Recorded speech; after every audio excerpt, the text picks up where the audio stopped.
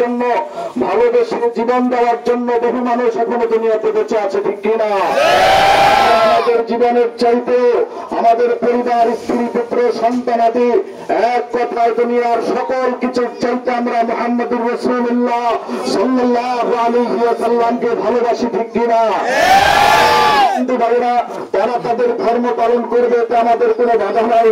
কিন্তু বাংলাদেশ নয়, গোটা পৃথিবীতে যেখানেই মানবতার মৃত্যুর দূত, দুনিয়ার শ্রেষ্ঠ শিক্ষক, আমাদের শ্রেষ্ঠ আদর্শ মুহাম্মদুর রাসূলুল্লাহ সাল্লাল্লাহু আলাইহি ওয়াসাল্লামকে নিয়ে যখন কোন ব্যক্তি, কোন কুলাঙ্গার, কোন নাস্তিক, মুরতাদ, কোন কাফের, মুশরিক যখন নবীজি সাল্লাল্লাহু আলাইহি ওয়াসাল্লামকে নিয়ে কটূক্তি করবে, আমরা আমাদের বুকের তাজা রক্ত নবীজির জন্য আমরা দিতে রাজি আছি, ঠিক কিনা?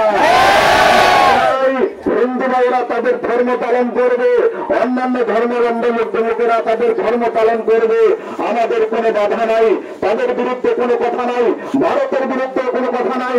কিন্তু মানবতার মুক্তির দূত মুহাম্মদুর রাসূলুল্লাহ সাল্লাল্লাহু আলাইহি ওয়াসাল্লামকে নিয়ে যদি দ্বিতীয়বার আবার কোনো কটূক্তি করে, আমরা বাংলাদেশ থেকে প্রয়োজনে সকলেই মিলে তাদের বিরুদ্ধে সর্বোচ্চ জিহাদ ঘোষণা করবেন ইনশাআল্লাহ।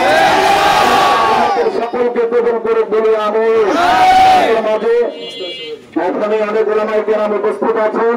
এখন সংক্ষিপ্তভাবে বক্তব্য দেওয়ার জন্য অনুরোধ করছি মাওলানা মুস্তাফিজুর রহমানকে। আসসালামু আলাইকুম ওয়া রাহমাতুল্লাহি ওয়া বারাকাতুহু।